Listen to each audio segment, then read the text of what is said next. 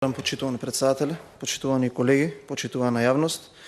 Еве сме на третиот од оние бехтелови закони кои што доаѓаат со европско знаменце и од она кое што можам да го кажем како законот за урбанистичко планирање, така и овој закон за градење, а што немаат никакво усогласување со европската регулатива, јас слободно можам да го преименувам овој закон за градење во закон за крадење. И сега ќе објаснам симплифицирано зошто, многу просто за да можат сите оние кои што не се стручни во оваа афера и да ме разберат. Прво, во овој закон се прави една измена во која што се менува и се проширува опфатот на градбите од стратешкиот интерес. Тоа значи дека согласно овој закон, оние градби кои што ќе влезат во категоријата од стратешки интерес, нема потреба да добиваат одобрение за градење како што е вкалкулирано во самиот закон, и токму заради тоа не имаме поднесено 17 амандмани во кои што бараме да важи старото законско решение, во кое што е донесено преку една инклузивна дебата со сите експерти, во кое што се знае како одреден објект мора да добие одобрение за градење. И тоа е така направено за да има одговорност, за да максимално се заштити безбедноста на оние кои што ги користат објектите, но и да се спречи човечкиот фактор во одреден криминал кој што може да настане градејќи ги овие објекти. По овој закон, во првата одредба што е променета, во објекти од стратешки интерес се дава широко дискреционо право на владата преку законски измени имајќи го мнозинството да го прошируваат опфатот на објекти од стратешки интерес. Односно, што значи тоа? Доколку утре владата преку некој управувачки комитет и преку европско знаменце како тоа што го прави сега, направи измени во овој закон и одлучи дека одреден стамбен или трговски комплекс е објект од стратешки интерес, тоа значи дека се игнорираат сите одредби на веќе донесените закони за урбанистичко планирање и закон за градење. Тоа значи дека престануваат да важат сите детални урбанистички планови и генерални урбанистички планови и дека не е потребно да се помине ни се на транспарентна постапка за добивање одобрение за градење, само заради тоа што некој некаде одлучил дека тој трговски или стамбен комплекс е од стратешки интерес. Во законот кој што е во оваа форма, без да биде променет, детално се кажува кој може да биде објект од стратешки интерес. Тоа се патишта и тоа се магистрални гасоводи. Во овој закон можете да видите, тоа е транспарентно напишано во членот 16а, кој што добива европско знаменце, дека може да бидат сите оние објекти кои што се инволвирани во закона, кои што ќе одлучи владата.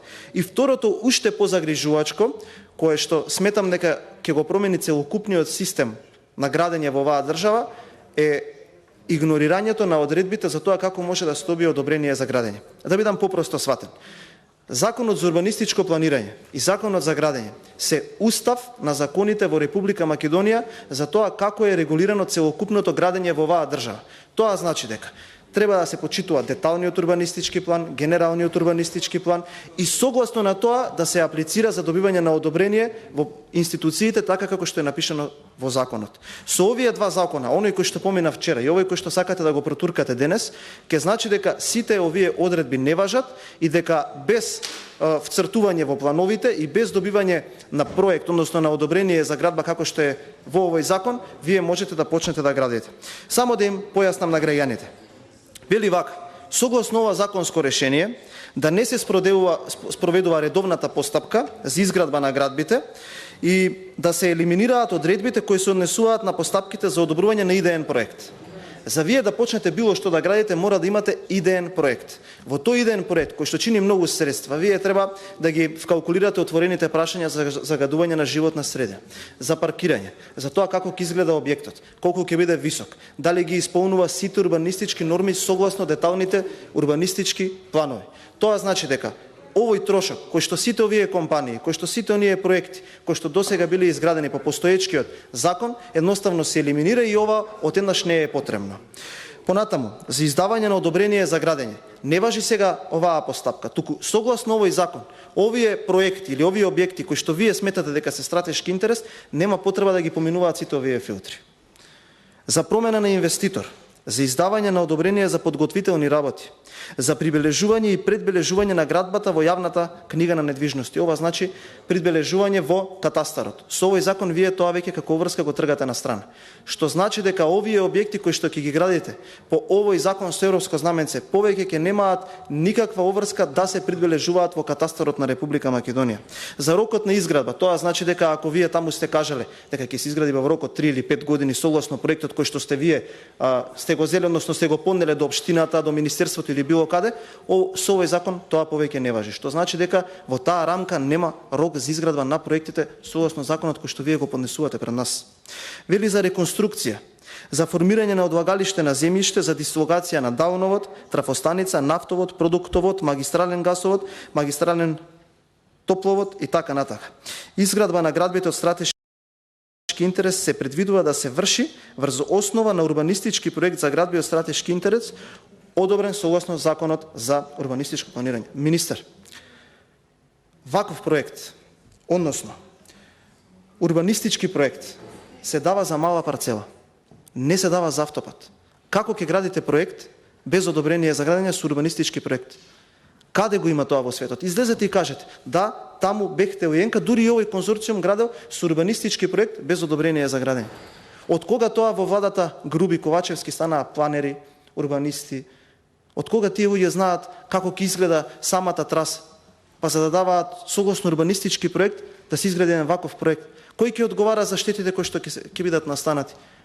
Од каде ние знаеме со што ќе се соочиме на трасата или колку ќе чини кога немаме еден основен идеен проект? Па вие за да сакате да направите една доградба во вашиот објект на колективно, односно индивидуално домување, на вашата куќа. Ако сакате една гаража да направите, па мора да ги поминете сите овие постапки. Сега ќе градиме автопат од 100 км над 2 милиарди евра без одобрение за градење, само со урбанистички проект. Дали разбирате колкава штета ќе се направи со ова? Понатаму, како што кажа, 17 амандмани поднесовме, затоа што сметаме дека ваквите стратешки проекти исклучиво мора да бидат изградени согласно постоечкото законско решение.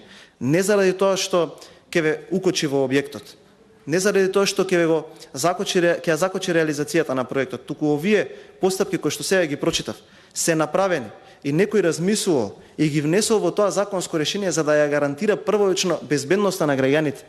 Како вие планирате, како што кажав, да изградите еден ваков објект без при тоа да се почитуваат сите овие норми на градењето? Ве молам, размислете уште еднаш.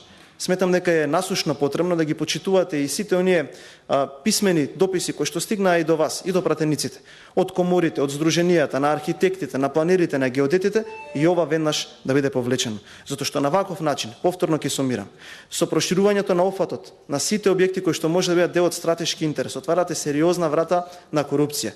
И со второто, што ги денунцирате сите постапки на добивање на одобрение за градење и тргате на страна ентитет кој што го носи името одобрение на градење даден врз основа на сериозни анализи и само укажувате дека со урбанистички проект може да се гради автопат, е многу несериозно и сметам дека целокупно ќе го промени целиот систем на градење во оваа држава. Ви благодарам.